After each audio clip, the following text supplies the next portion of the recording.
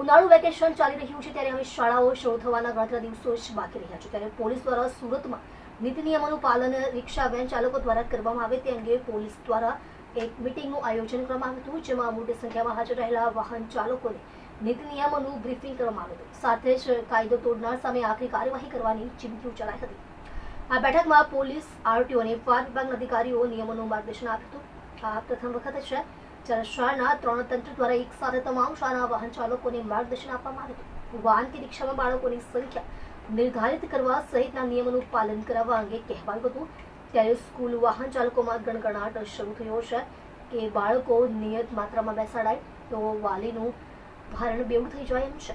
Police અધિકારીએ કહ્યું કે પોલીસ હેડક્વાર્ટર ખાતે ટ્રાફિક પોલીસ શાખા ખાતે સમગ્ર સુરતમાં સ્કૂલ રિક્ષા અને વેન ચાલકોની મીટિંગનું આયોજન કર્યું છે. નીતિ નિયમો મુજબ કેપેસિટી પ્રમાણે બાળકો બેસાડવાથી લઈ નિયમોનું પાલન કરવા અંગેનું બ્રીફિંગ કરવામાં આવ્યું હતું. સાથે જ કાયદાનો ભંગ કરનાર સામે કાયદેસરની કાર્યવાહી કરવા અંગે સૂચના અપાયા હતા.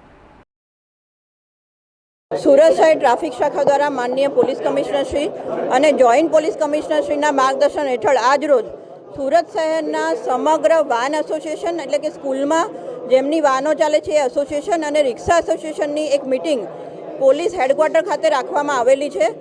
આ મિટિંગનો મુખ્ય હેતુ બાળકોને જ્યારે સ્કૂલમાં લઈ જવા માટે વાહન અને સ્કૂલ રિક્ષાનો ઉપયોગ કરવામાં આવે છે તો સુરક્ષાના તમામ ધારાધોરણોનું ફરજિયાતપણે અને સખ્તાઈથી તમામ રિક્ષા ચાલકો અને વેન ચાલકો બાળકોની સુરક્ષાને ધ્યાનમાં રાખીને એનું ફોલો કરે એવી અમે અપીલ પણ કરી છે. અને સાથે સાથે એવું પણ એમને જણાવ્યું છે કે તમારે ગમે ત્યારે કોઈ પણ માર્ગદર્શનની જરૂર હોય તો અમારો ટ્રાફિક શાખાનો સંપર્ક પણ કરી શકે છે.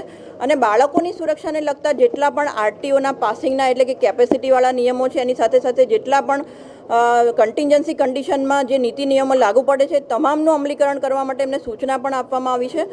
અને એમના માટે એમને સમય પણ આપવામાં આવ્યો છે કે સ્કૂલ ખુલે પહેલાં તમામ ધોરણો મુજબ એમની રિક્ષા અને વેન છે એ મેન્ટેન કરવાની રહેશે.